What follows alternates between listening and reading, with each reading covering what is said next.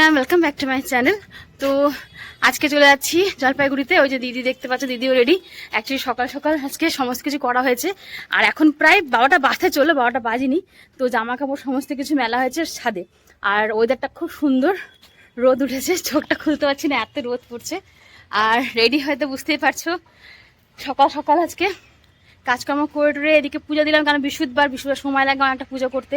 তো আমি আর মা মিলে পুজো করলাম, আর এখন বেরিয়ে পড়ছি জলপাইগুড়ির পথে। তো আজকে দিদিদের চলে যাচ্ছে, কেননা গুনগুনের তো স্কুল খুলে গেছে, সেই জন্য ওকে এখন স্কুল করতে হবে, তো চলে যাবে ওই জন্যই। তাহলে চলো, আর ওসব কথা বলছি না, কেন অনেক কাজ আছে, কিছু লাস্ট টাইম প্যাকিং বাকি আছে, তো সেগুলো করতে হবে। তাহলে তোমার সাথে পরে কথা বলছি একবারে। আর দিদি কি করছে চলো তোমার সাথে একটু সেটাও দেখিয়ে দিই। দিদি জামা কাপড় তুলছে, একটু পরে আমরা বেরিয়ে যাব, তো সেই জন্য কিন্তু দিদিকে জামা কাপড় তুলছে। আর আজকে ওয়েদারটা খুব সুন্দর, দেখো এত সুন্দর ওয়েদার, কি বলবো আর, দারুণ হাওয়া দিচ্ছে। সকালে বৃষ্টি হচ্ছে, তারপরে আবার রোদ উঠলো, তো জামা কাপড় সমস্ত কিছু নিয়ে এসে হয়েছি ছাদে মেলার জন্য, কেননা না শুকলে আবার যেতে হবে, কোথায় রেখে যাব, বেকার বেকার ভিজে থাকবে, তাই ছাদে দিয়েছি। তো এখন তাহলে চলো, তোমার সাথে একবার পরে কথা বলছি, গাড়িতে যখন উঠবো তখন। রেডি হেডি হয়ে আছি, টোটো চলে আসবে একটু পরে, সেই জন্য একটু তাড়ার মধ্যে আছি। তাহলে তো চলো পরে কথা বলছি একবারে। আর জলপাইগুড়ি যাওয়ার পথে তোমার সাথে একটু রাস্তাটা শেয়ার করে এলাম, সেভাবে তো ভিডিও করতে পারিনি। আর একবারে কিন্তু দিদিদের বাড়িতে পৌঁছে তারপরে ফ্রেশ ট্রেশ হয়ে গিয়ে এই দেখো খাবার নিয়ে বসে পড়েছি। তো দিদি এখানে একা একা খাবারগুলো বেটে দিচ্ছে। আর খিদে তো পেয়েছিল, কারণ আমরা সকাল সকাল শুধু টিফিনটাই করেছিলাম বাড়িতে, আর পরে কিন্তু আমরা কিছুই খাইনি। আর আস্তে আস্তে তো মোটামুটি 2:30-3টা নাগাদ মনে হয় বেজেই গেছিলো, টাইমটা খুব একটা দেখিনি, তবে হ্যাঁ এরকমই হবে। তারপরে এসে স্নান করলাম, গুনগুন ফ্রেশ হলো, ওকে খাওয়াতে খাওয়াতে আমাদের খেতে খেতে অনেকটাই বেড়া হয়ে গেছিলো। তো সেই জন্য খিদেও পেয়েছিলো পুরো, আজকে মানে পেটের মধ্যে হাতি ইঁদুর সমস্ত কিছুই দৌড়াচ্ছিল। তাই আজকে আর সেভাবে ডায়েট না করেও অন্যদিনের তুলনায় একটু বেশি খেয়ে নিয়েছি। অবশ্য আমার যখন খিদে পায় তখন আমি ডায়েট না করে আগে খেয়ে নিই, কেননা আগে যদি শরীর ঠিক থাকে তাহলে সব এনার্জি থাকবে করার।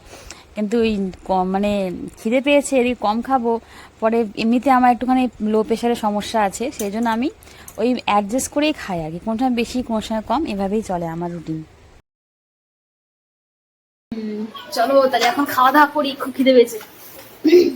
রান্না হয়েছে বাঁধাকপির ঘন্ট, আর সাথে সরপুটি মাছ সর্ষা দিয়ে। তো দুপুরে খাওয়া দাওয়া এখন করবো। এখন কিন্তু ঘড়িতে বেজে গেছে 4:30 সময় দুপুরে খাওয়া দাওয়া করছি, কিছু করার নেই। গুনগুন খেয়ে টেয়ে উঠলো, এখনও খাওয়া দাওয়া করবে, আর আমরাও খাওয়া দাওয়া করবো। তাই চলো খাওয়া দাওয়া করি, তোমার সাথে পরে কথা বলছি। Tata, bye bye. আর এখানে আমরা 3জনই খেতে বসে পড়েছি, কারণ সবারই খুব খেতে পেয়ে গেছে।